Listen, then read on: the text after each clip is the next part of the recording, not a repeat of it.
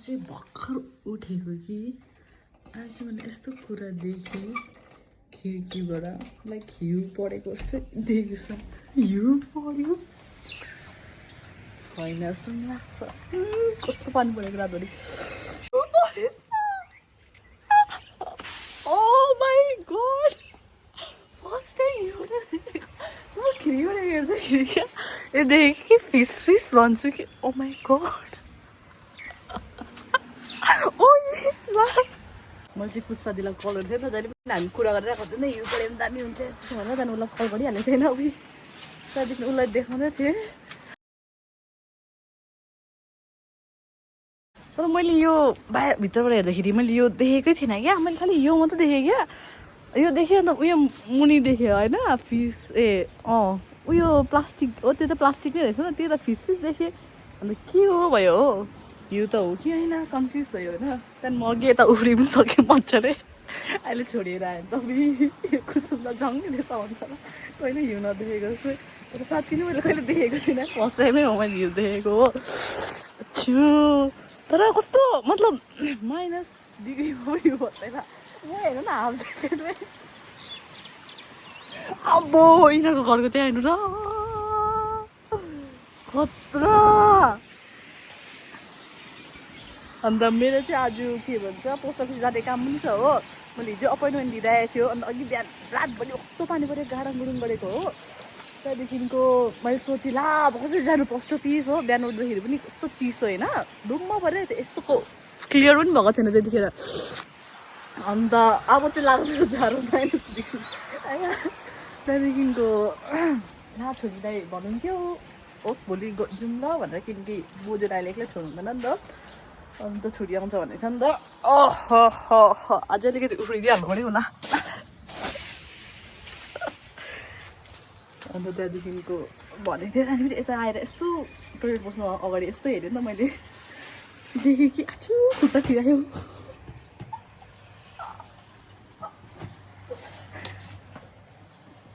कार्पेटहरू पनि छैन त।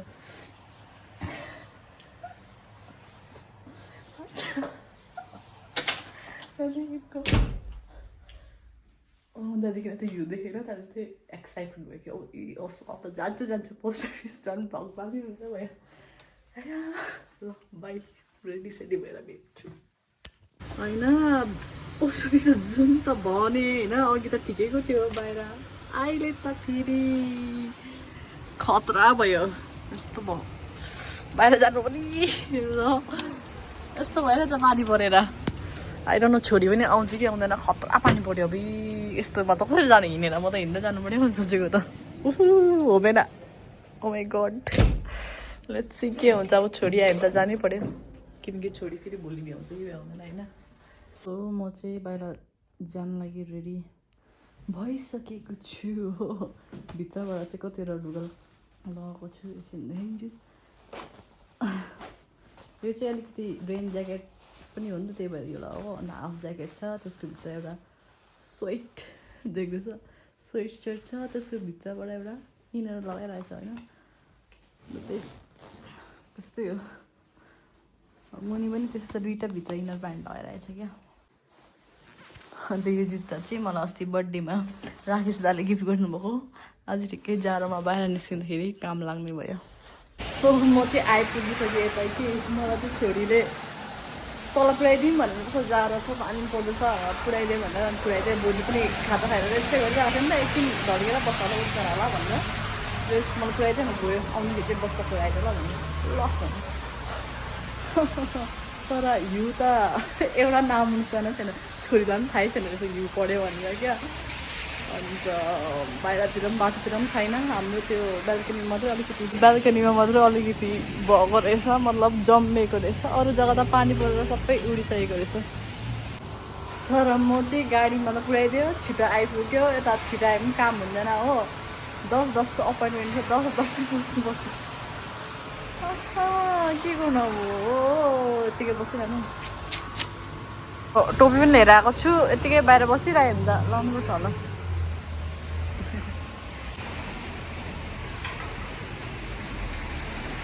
हुन त मलाई के भन्छ लगाउँ कि नलगाउँ भयो टोपी लगाउनु चिसो पनि छ तर राम्रो छ होला अन्त मलाई बस कार्ड र फोन पनि रिचार्ज गर्नु जानु छ तर उतापट्टि जानुपर्छ हिँडेर हो यताको काम गरेर नै जान्छु कि डबल हिँड्दिनँ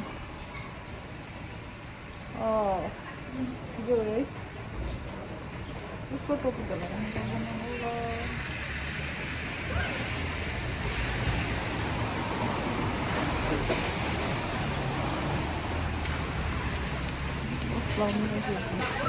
ठिकै छ मलाई थाहा छ तर हाम्रो जग्गा यस्तो चिसो हुन्छ भनेर क्या अन्त मैले सबै किनिरहेको थिएँ होइन टोपी मोजा सोचा ग्लोभ्सहरू होइन अन्त बाहिर निस्किँदा मैले अघि ग्लोभ्सहरू लगाएर निस्किन्छु सोचेको थिएँ क्या आउँदा बिर्सेँ अब चाहिँ हात ठिराउनु थालिसक्यो माइनस चाहिँ छैन तर 6 डिग्री चाहिँ छ अहिले हो यता त्यही भएर अब बाटोतिर चाहिँ हिउँ परेको देखेको छैन मतलब त्यो हिजो रातिको हिउँ पनि अहिलेसम्म बाँचेको छैन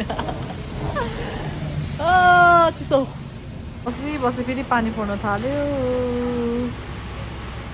जाडोमा झन् जाडो भगवानले मेरो दुवा सुनेछ हिउँ पऱ्यो फेरि पानी सँगसँगै ओ माई गड हेर्नु ल हिउँ हो कि असिना हो भन्नु सक्दैन हिउँै होला हौ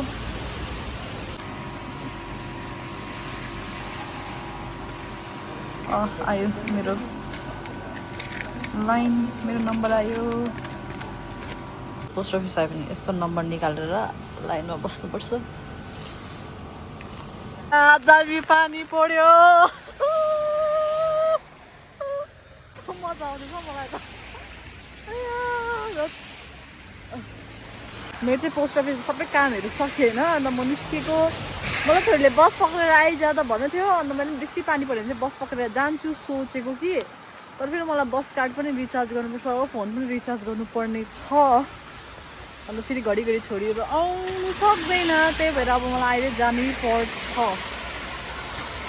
बेसी पानी पऱ्यो भने त जाँदिनँ अभियसली होइन उडाउने जल कस्तो हावा आउँछ नि यतानिर त्यस्तो यतिकै हल्का हल्का पऱ्यो भने चाहिँ जान्छु हिँड्दै यतातिर चाहिँ यस्तो हुन्छ एकैछिन पानी पर्छ एकैछिन त्यो तुफान आउने जतिकै हावा पनि चल्छ हो एकैछिन सब रुख्छ पनि हो दामी वेदर पनि हुन्छ एकैछिन हो मैले सबै लुगा त राम्रो तातै लगाएर आएको छु होइन एउटा कुरा चाहिँ गल्ती गरेँ ग्लोभ्स चाहिँ बिर्सेर आयो हात ठिराएर अब खतरा भइसकेको छ अन्त मैले त्यही लागि हात गोजीमा लागि चाहिँ छाता पनि यसरी झुन्डाइदिइरहेको छु हो दुईवटा हात अब यस्तो हालेर हिँड्छु भ्लग पनि एकछिनको लागि बन्द गर्छु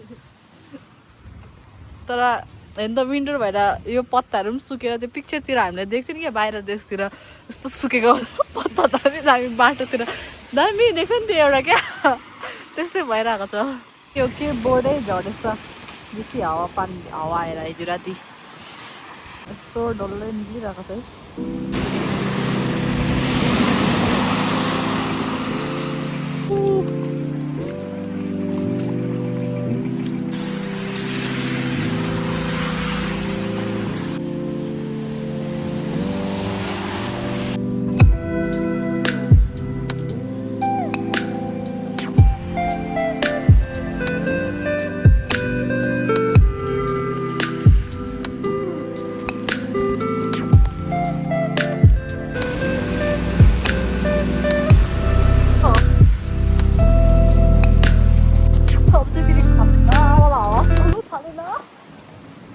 है यसरी त म हिँड्नु सक्दिनँ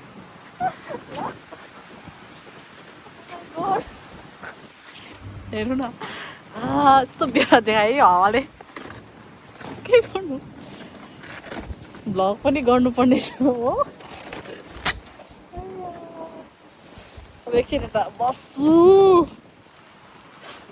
स्टपमा डल्लै भिजिरहेको रहेछ यो पनि डल्लै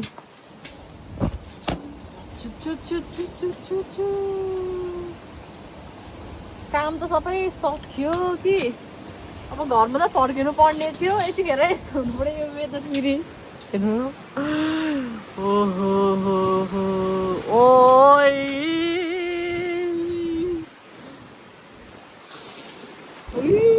मलाई चाहिँ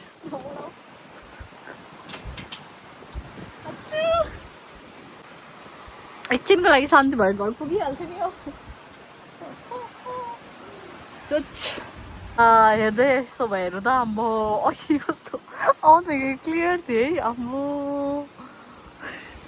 खतरो भयो त ला म त जान्छु जसरी पनि अड्क्यो भने शेष योभन्दा बेसी पानी पऱ्यो भने है ओ माई गड ल सक्दिनँ छाता के भन्नु छोरीलाई फोन गरेर ल्याउनु आइज भन्नु क्या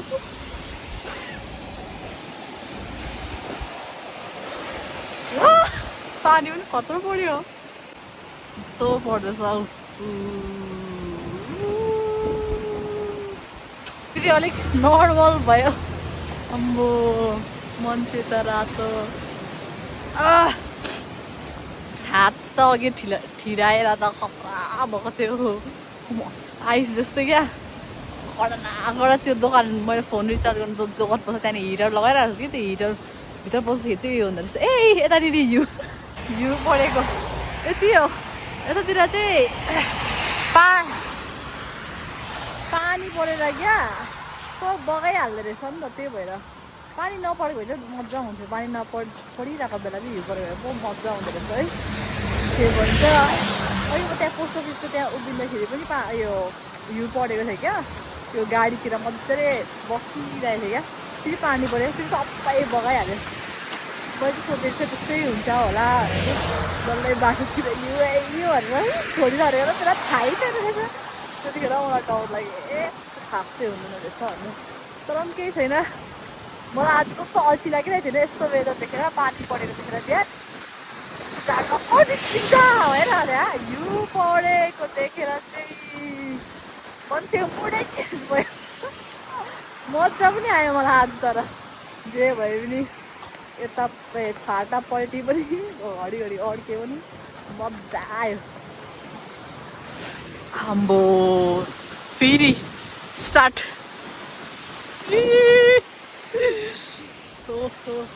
दामी तर यस्तो मेरो चाहिँ दामी मनपर्छ मलाई तर फ्रेस पानी पर्थ्यो खतरो छ है यताको वेदर भन्नु छाता उडायो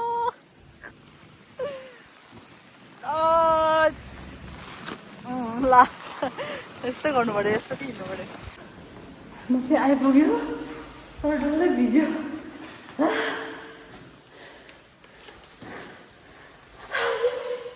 हजुर हजुर कुद्दै मान्छे त डल्लै भिज्दैछ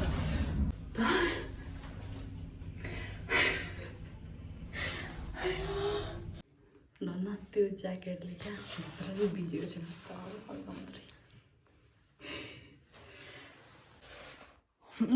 गाजन अब लुगासुगा पनि फेरि हो हुन्छ अलिक गाजन बुझ्नु छ लुगासुगा फेरि यतिकै राख्दै किनकि खाना खाने टाइम भइसक्यो नि बोजूको अन्त खानाहरू दिएर आफ्नो पनि खाना बनाएर खानुपर्छ होइन खाजा पनि नखाइ मैले केही खाएको छैन एउटा सुन्तला खाइहाल्छु पहिला त्यहाँदेखि चाहिँ खाना बनाउँछु